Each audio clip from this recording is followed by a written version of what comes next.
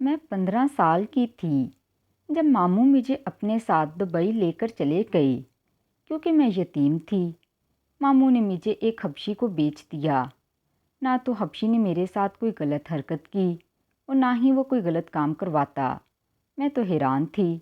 حبشی کے گھر میں بوڑھی ملازمہ روز اشاروں سے کہتی بھاگ جاؤ ورنہ تمہارا انجام بھی بہت برا ہوگا۔ میں انجان ملک میں کہاں جاتی؟ جب میں نے اس کی بات نہ مانی تو وہ مجھے تہہ خانے میں لے گئی۔ میرا تو پورا جسم لرز گیا۔ میں اپنے ماموں کے پاس رہا کرتی تھی کیونکہ میرے باپ نے میری ماں کو بہت پہلے طلاق دے دی تھی اور میں 5 سال کی تھی تو میری ماں کی موت واقعہ ہو گئی۔ میرا باپ کون تھا، کہاں تھا، کیا کرتا تھا، مجھے کچھ معلوم نہیں تھا۔ اسی لیے میں ہمیشہ اپنے ماموں کے ساتھ رہتی تھی۔ ان کے اپنے بھی بچے تھے اور مامی کو ہمیشہ سے ہی مجھ سے نفرت تھی۔ وہ سارے گھر کا کام مجھ سے کرواتی۔ اگر مجھ سے کوئی تھوڑی سی غلطی ہو جاتی، جب کوئی کام اچھے سے نہ ہوتا تو اس طرح ہاتھ بھی اٹھا دیتی تھیں۔ ایک دن میں سالن بنا رہی تھی تو تھوڑا سا سالن مجھ سے جل گیا۔ مامی نے مجھے بہت مارا، مجھ پر اتنا ظلم کیا کہ میرے ہاتھوں پر ڈنڈے مارے اور میں بے ہوش ہو گئی۔ اور جب ہوش آیا تو میری مامی نے مجھے پھر سے کام پر لگا دیا۔ جب میں تھک جاتی اور تھوڑا سا آرام کرتی تو مامی اسی وقت مجھے اٹھا دیتی۔ ایک دن میں اتنا تھک گئی کہ مجھ سے کوئی اور کام نہیں ہو رہا تھا تو مامی نے مجھ پر اتنا زیادہ ظلم کیا کہ میں نے کبھی سوچا بھی نہ تھا۔ میری مامی نے میرے پاؤں پر ڈنڈے مار مار کر میرے پاؤں کی ہڈیاں توڑ دیں۔ میں سارا دن روتی رہتی اور کام کرتے رہتی۔ میں تو اس پر بھی خوش تھی کہ کم از کم مجھے رہنے کے لیے جگہ تو ملی ہوئی ہے۔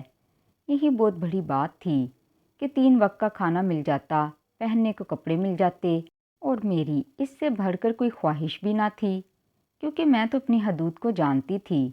بچپن سے یہی سب دیکھتی ہی رہی تھی کہ کھانا پکاتی میں تھی۔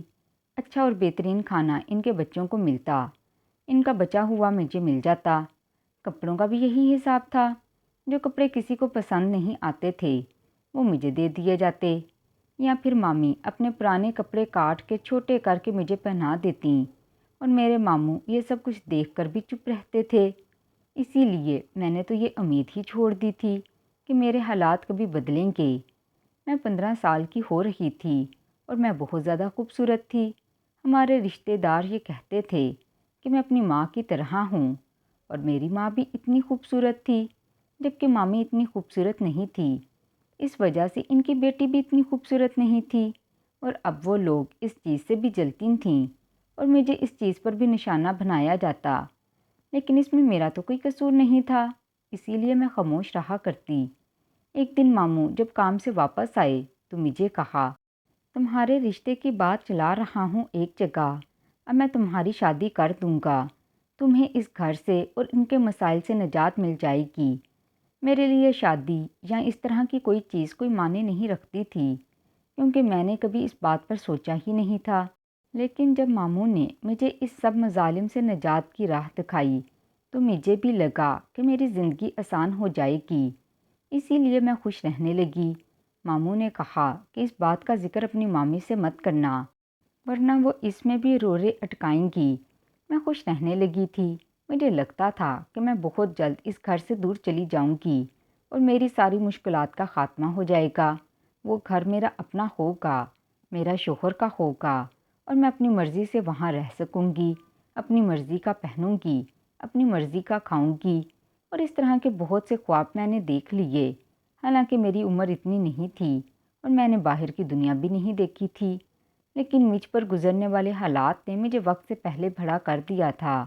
اور جب ماموں نے گھر میں ذکر کیا کہ میں اس کی شادی کروا رہا ہوں تو میں بھی چھپ کر سن رہی تھی کہ میری مامی اور ماموں ذات کیا کہیں گے۔ مامی نے پوچھا کہ لڑکا کون ہے، کیا کرتا ہے، تو ماموں نے بتایا کہ وہ دبئی میں ہوتا ہے۔ اس پر میری مامی واہ ویلا کرنے لگی کہ اس کی اتنی اچھی جگہ شادی کیوں کروا رہی ہو، اس کی شادی کی جگہ اپنی بیٹی کی شادی کروا دو۔ لیکن میرے ماموں کسی صورت نہیں مانے۔ انہوں نے مامی سے ضد کر کے اپنے اور میرے لیے کچھ شاپنگ کی اور مجھے ساتھ لے کر دبئی چلے گئی۔ جس دن میں ان کے گھر سے نکلی مجھے یوں لگا کہ میری تمام محرومیوں کا ازالہ ہو جائے گا اور دبئی کے بارے میں نے جو سنا تھا اس کے مطابق وہ تو بہت بڑا ملک تھا، اور دبئی میں رہنے والے بندے سے شادی کرنا اس کا مطلب کہ پیسوں میں کھیلنا، اور بس میں اسی قسم کے خواب دیکھ رہی تھی۔ پھر مجھے خیال آتا کہ وہ اپنی بیٹیوں کو چھوڑ کر ایک امیر اور اچھے شخص کے ساتھ میری شادی کیوں کروا رہی ہیں، لیکن خود ہی سوچتی کہ شاید ان کو خوف خدا آ گیا ہے اور یہ بچپن سے دیکھتے آ رہی ہیں کہ میرے ساتھ ہر قسم کی چیزوں میں زیادتی ہو رہی ہے، تو اس لیے مجھے اس سب سے نکالنا چاہتے ہیں۔ لیکن جو بھی تھا، میری زندگی بدلنے جا رہی تھی اور میں اس بات سے بہت ہی زیادہ خوش تھی۔ جب ہم لوگ دبئی میں گئے تو اس ملک کی خوبصورتی کو دیکھ کر میں تو حیران رہ گئی۔ میری دنیا پہلے ہی گھر تک محدود تھی، اور پھر دوسرا دبئی کیسا ملک ہے۔ میرے لیے تو یہ بھی ایک خواب تھا، ایک ایسا خواب جو مجھے لگتا تھا کہ میں جاگتی آنکھوں سے دیکھ رہی ہوں اور اچانک خواب ختم ہو جائے گا۔ میں اور ماموں ایک ہوٹل میں پہلے دن جا کر رہے، دوسرے ہی دن ہم لوگ ایک خوبصورت سے گھر میں شفٹ ہو گئے۔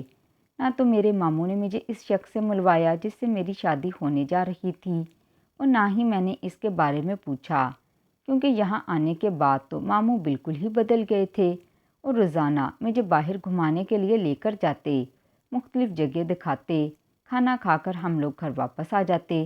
میرے لیے تو اصل زندگی ہی یہ تھی۔ میری شادی سے کیا لینا دینا تھا؟ شادی تو میں اس لیے کرنا چاہتی تھی تاکہ میری زندگی آسان ہو جائے، میں ان کی بیوی اور ان کے بچوں کے تانوں سے نکل جاؤں، اور اب وہ لوگ کہیں نہیں تھے، صرف میں تھی اور آزادی تھی۔ اسی لیے میں نے ماموں سے پوچھا ہی نہیں کہ وہ کون آدمی ہے اور آپ کب میری شادی کروا رہے ہیں۔ میں تو بس اپنی زندگی میں مگن ہو گئی تھی۔ مجھے یہاں آئے ہوئے 2 ہفتے ہو گئے، اور ان 2 ہفتوں میں نے جو زندگی گزاری تھی وہ میری گزشتہ 15 سالوں پر بھاری تھی۔ ماموں صبح و شام مجھ سے پوچھتے کہ کیا کھانا ہے، اور وہی مجھے منگوا کر دیتے، یہاں تک کہ مجھے انہوں نے کپڑے وغیرہ بھی لے کر دیے۔ سارا دن ہم لوگ ادھر ادھر گھومتے پھرتے رہتے، جہاں دل کرتا، جس ہوٹل میں دل کرتا بیٹھ کر کھانا کھا لیتے۔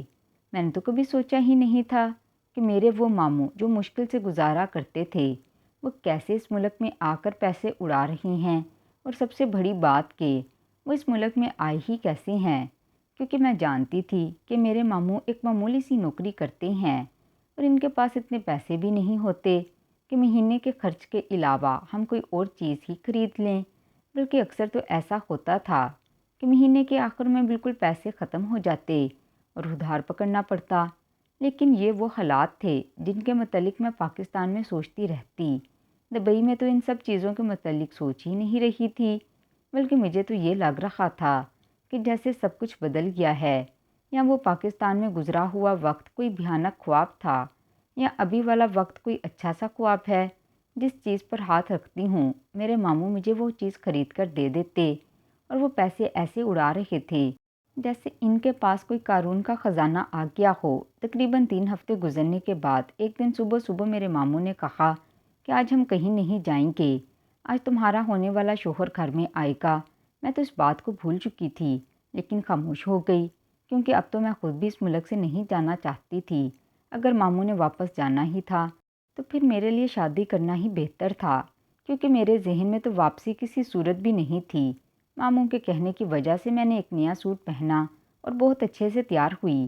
میں نے خود کو آئینے میں دیکھا تو میں اپنے آپ کو اچھی لگ رہی تھی۔ وہاں کوئی اور تو تھا نہیں کہ میں کسی سے پوچھ سکتی کہ میں کیسی لگ رہی ہوں، لیکن میرے ماموں نے میری تعریف کی کہ تم بہت اچھی لگ رہی ہو۔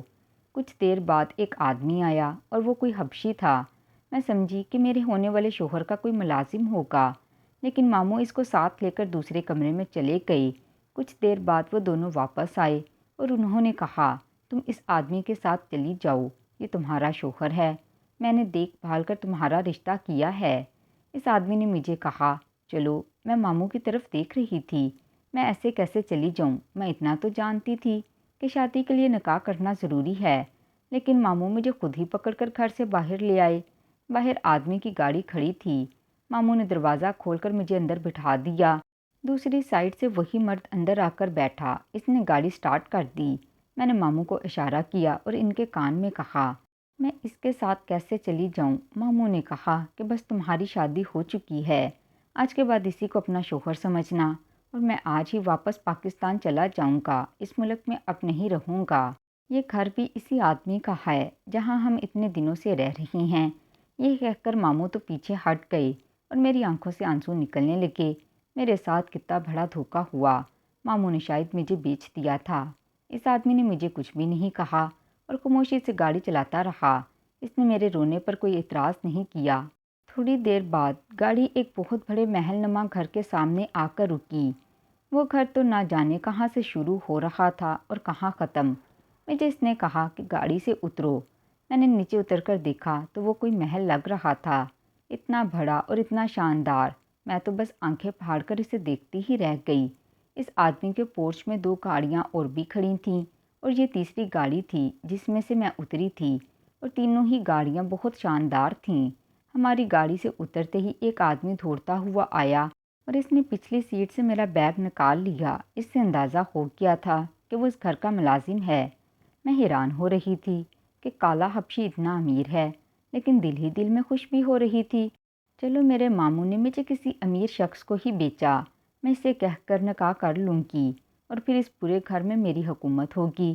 میں تو یہ ساری چیزیں سوچتے ہوئے اندر گئی، لیکن وہاں کھڑی دوسری 2 گاڑیوں سے مجھے اندازہ ہوا کہ یہ گھر میں اکیلا نہیں، شاید اس کے کوئی بھائی بھی ہیں جو اس گھر میں رہتے ہیں۔ جب میں اندر گئی تو وہاں ہر طرف مختلف لوگ بھی تھے، لیکن سب نے یونیفارم پہن رکھے تھے، ایک جیسے۔ اس سے اندازہ ہوتا تھا کہ وہ سب ملازم ہیں۔ وہاں ایک بوڑھی سی ملازمہ کھڑی تھی۔ اس کا لباس باقی ملازمین جیسا نہیں تھا، لیکن اس کے بولنے کے انداز سے پتہ چلتا تھا کہ وہ ملازمہ ہے۔ اس نے مجھے لے جا کر اس عورت کے حوالے کیا اور اسے کہا کہ میرا خیال رکھے۔ خود تو نہ جانے کس کمرے میں چلا گیا، لیکن وہ عورت مجھے لے کر ایک کمرے میں گئی۔ وہ کمرہ بہت ہی خوبصورتی سے سجا ہوا تھا، بالکل میری عمر کے مطابق لگ رہا تھا، کسی چھوٹی سی لڑکی کا کمرہ۔ ہر چیز گلابی ہی گلابی اور خوبصورتی سے سجی تھی۔ سب سے بڑی بات یہ تھی کہ وہ جو ملازمہ تھی وہ بول نہیں سکتی تھی۔ اس نے مجھے اشارے سے بتایا کہ یہ تمہارا کمرہ ہے، یہاں پر ہر چیز موجود ہے، کسی چیز کی ضرورت ہو تو مجھے بتانا۔ وہ مجھے کمرے میں چھوڑ کر واپس چلی گئی۔ میں نے اس کے چلے جانے کے بعد سارا کمرہ دیکھا۔ کمرے کے ساتھ اٹیچ باتھ روم تھا اور دوسری سائڈ پر شاید ڈریسنگ روم تھا، کیونکہ وہاں ہر طرف الماریاں لگی تھیں جس میں ہر قسم کا سامان تھا۔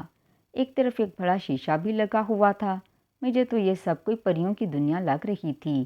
ان 3 ہفتوں میں میں نے دبئی کا ماحول دیکھ لیا۔ یہاں پر لڑکیاں زیادہ تر پینٹ پہنتی تھیں یا ایسے کپڑے ہوتے میں نے تو اپنی 15 سالہ زندگی میں دیکھے بھی نہیں تھے، اور اب جب وہی کپڑے مجھے اپنی الماری میں پڑے نظر آئے تو میں ان کو پہننے سے خود کو روک نہ سکی۔ میں نے ایک خوبصورت سی ڈریس پہنی، میچنگ جوتے پہنے، میک اپ کیا اور تیار ہو کر کمرے میں بیٹھ گئی۔ مجھے سمجھ نہیں آ رہی تھی کہ میں یہاں سے کہاں جاؤں۔ تھوڑی دیر بعد وہ بوڑھی عورت آئی اور اس نے مجھے اشارے سے کہا کہ میرے ساتھ آؤ۔ میں نیچے گئی تو ٹیبل پر کھانا لگا ہوا تھا۔ اس نے مجھے اشارہ کیا کہ بیٹھ کر کھانا کھا لوں۔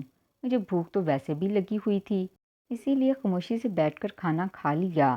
اس کا نام تو نہ میں جانتی تھی اور نہ ہی وہ مجھے بتا سکی۔ اس کے بعد میں لون میں نکل گئی، مجھے کسی نے نہ روکا۔ تھوڑی دیر تک لون میں گھومتی پھرتی رہی، پودوں کو دیکھتی رہی اور پھر گھر اندر واپس آ کر اپنے کمرے میں چلی گئی۔ کمرے میں ٹی وی لگا ہوا تھا، میں ٹی وی لگا کر فلم دیکھنے لگی۔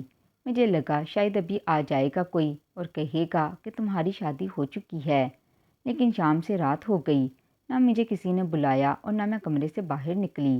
رات کو جب میں کمرے سے باہر نکلی تو سامنے ایک کچن تھا جس میں کچھ ملازمین کھانا پکا رہے تھے۔ عورت نے مجھ سے اشاروں میں پوچھا کہ مجھے کچھ چاہیے، تو میں نے اسے کہا مجھے پتہ ہے میں خود ہی لے لوں گی۔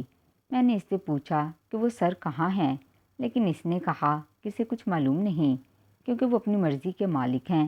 میں کھانا کھا کر اور واک کر کر اپنے کمرے میں واپس آ گئی۔ رات کو میں سکون سے کمرے کا لاک لگا کر سو گئی۔ صبح اٹھی تو میں کمرے میں اکیلی تھی۔ میں تیار ہو کر جب نیچے آئی تو گونگی ملازمہ ناشتہ لگا رہی تھی، اور اب یہ سلسلہ چل نکلا۔ مجھے وہ جب بھی نظر آتا تو وہ مجھ سے سلام دعا کر کے کچھ پیسے میرے ہاتھ پر رکھ دیتا اور چلا جاتا۔ مجھے یہاں آئے ہوئے تقریباً 1 ماہ ہونے والا تھا، اور اس 1 ماہ میں میرا کوئی 5 یا 6 دفعہ اس آدمی سے سامنا ہوا۔ وہ بھی یا تو کھانے کی میز پر یا باہر آتے جاتے، بس اس کے علاوہ مجھے کسی قسم کی کوئی روک ٹوک نہیں تھی۔ میں نے یہ پورا محلہ گھوم پھر کر دیکھا، میرا جو دل کرتا میں کرتی۔ وہ شخص میرے ساتھ کوئی غلط حرکت نہیں کرتا تھا اور نہ ہی کبھی اس نے مجھے اپنی بیوی سمجھا، یہاں تک کہ مجھے ملازمہ بھی نہیں سمجھا، مطلب مجھ سے کوئی کام بھی نہیں کروایا جاتا۔ مجھے حیرت ہوتی کہ آخر وہ مجھے خرید کر لایا ہی کیوں ہے، اور ایک دن جب میں باہر لان میں بیٹھی تو مجھے لگا کہ اس آدمی کے پاس بھی فرصت ہے۔ وہ اگر میرے پاس بیٹھ گیا اور ہم ادھر ادھر کی باتیں کرنے لگے، مجھ سے میرا نام پوچھا، کتنی پڑھی ہوئی ہوں، کیا پڑھ لیتی ہوں، کیا مصروفیت ہے، یہاں آنے سے پہلے کیا کرتی تھی، کہاں رہتی تھی، کون کون تھا گھر میں، یہ وہ باتیں مجھ سے پوچھنے لگا۔ مجھے حیرت ہوئی، کیسا بندہ ہے، میرے بارے میں کچھ بھی نہیں جانتا، تو اس نے میرے سے شادی کیوں کی، اس نے مجھے کیوں خریدا؟ لیکن اس سے باتیں کرنا مجھے اچھا لگ رہا تھا، کیونکہ سارے ملازمین مصروف رہتے اور وہ ملازمہ تو میرے ساتھ تھی، لیکن وہ بات نہیں کر سکتی تھی۔ میں باتیں کرنے کو ترسی ہوئی تھی۔ میرے ساتھ باتیں کر کے وہ اٹھ کر چلا گیا، لیکن اس کے بعد اس بوڑھی ملازمہ نے مجھے اشاروں سے کہا، جتنا جلدی ہو سکتا ہے یہاں سے بھاگ جاؤ ورنہ بہت برا ہوگا۔ میں اس کے اشارے بڑی حد تک سمجھنے لگی تھی۔ میں نے اس سے کہا، ایسا کیا ہے؟ لیکن اس نے مجھے جواب نہیں دیا، اور اس کے بعد تو اکثر ہی وہ مجھ سے کہتی کہ یہاں سے بھاگ جاؤ، لیکن میں اس ملک میں کہاں جاتی، میں تو کسی کو بھی نہیں جانتی تھی، اور آتے ہوئے بھی مجھے میرے ماموں لے کر آئے تھے۔ مجھے اس گھر کی تقریباً ہر ایریا سے واقفیت ہو گئی تھی، کیونکہ میں فارغ ہوتی تھی اور سارا دن گھومتی رہتی تھی۔ بعد میں مجھے ایک کمرے کا پتہ چلا جو ہمیشہ سے لاک تھا۔ اس کے علاوہ تو میں نے پورا گھر ہی دیکھ لیا تھا، اور اب میں یہ پتہ کرنا چاہتی تھی کہ وہ شخص مجھے یہاں پر کیوں لے کر آیا، اور وہ ملازم عورت مجھے ہمیشہ یہاں سے بھاگ جانے کے اشارے کیوں کرتی رہتی تھی۔ اب جب کہ میں واپس اس جہنم میں جانے کا سوچ بھی نہیں سکتی تھی، اس لیے میں نے اپنی ان باتوں پر زیادہ دھیان نہیں دیا۔ ایک دن اس ملازم عورت نے مجھے زبردستی بازو سے پکڑ کر ایک کمرے میں لے گئی۔ اس کمرے کے ایک دیوار میں نہ جانے اس نے کیا کیا کہ ایک سائڈ سے کمرے کا فرش کھل گیا، اور وہ مجھے زبردستی پکڑ کر اس تہخانے میں لے کر گئی، اور اندر جو کچھ میں نے دیکھا تو وہ میرے قدموں سے زمین نکالنے کے لیے کافی تھا۔ اس عورت نے مجھے اشارہ کر کے کہا کہ تمہارا انجام بھی یہی ہوگا۔ میں تو فوراً واپس آ گئی۔ میرے پیچھے پیچھے وہ عورت بھی آئی، اور اس نے اٹھ کر دروازہ بند کر دیا۔ اب تو میں بہت پریشان رہنے لگی۔ میں نے اس سے کہا، میں اس ملک میں کسی کو نہیں جانتی، میرے ماموں نے تو مجھے اس حبشی کے پاس بھیج دیا ہے، اور میرا تو دنیا میں اور کوئی بھی نہیں۔ اس پر ملازم نے کہا، تم اسی ملک میں بے شک محنت مزدوری کر لو، لیکن یہاں سے نکلو۔ اس تہخانے کو دیکھنے کے بعد تو میں خود بھی یہاں سے بھاگنا چاہتی تھی، اسی لیے تو کچھ پیسے میرے پاس جمع تھے، وہ لے کر چپکے سے اس محل سے نکل آئی۔ اس سے باہر نکلنے کے بعد مجھے نہیں معلوم کہ مجھے کہاں جانا تھا، کیونکہ اس ملک میں میں جہاں بھی گھومنے گئی ماموں کے ساتھ گئی، اور اتنی بڑی تو تھی نہیں کہ میں ہر جگہ کو یاد رکھتی، اور نہ ہی اتنی پڑھی لکھی تھی کہ کسی سے پوچھ لیتی۔ وہاں سے نکل کر میں باہر بیٹھ گئی۔ شام ہوئی اور دروازہ انہوں نے بند کیا تو میں وہاں سے باہر نکل آئی اور سڑک کے کنارے کنارے چلنے لگی۔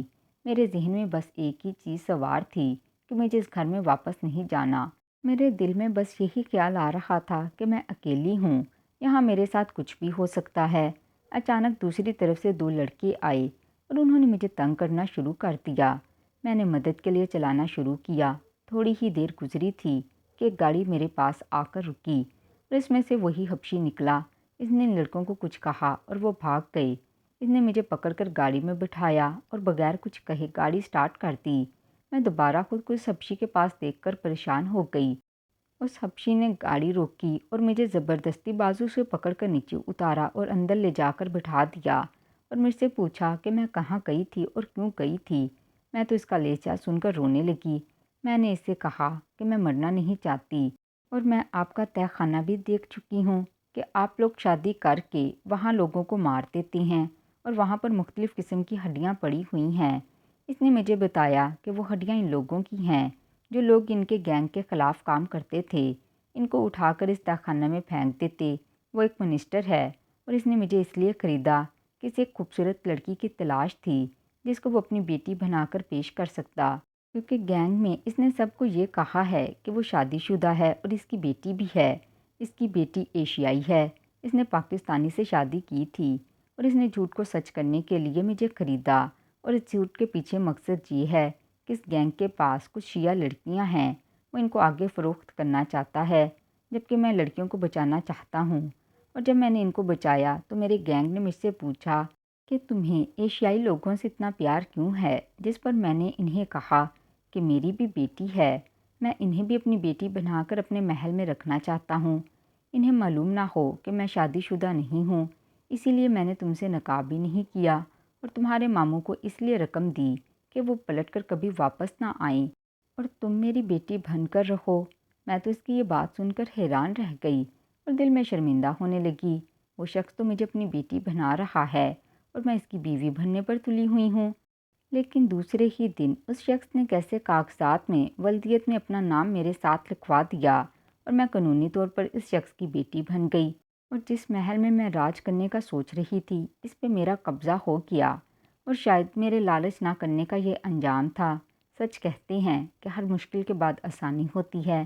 تو ناظرین، مزید اس طرح کے سبق آموز کہانیاں سننے کے لیے ہماری ویڈیو کو لائک کریں، شیئر کریں اور ہمارے چینل کو سبسکرائب کریں۔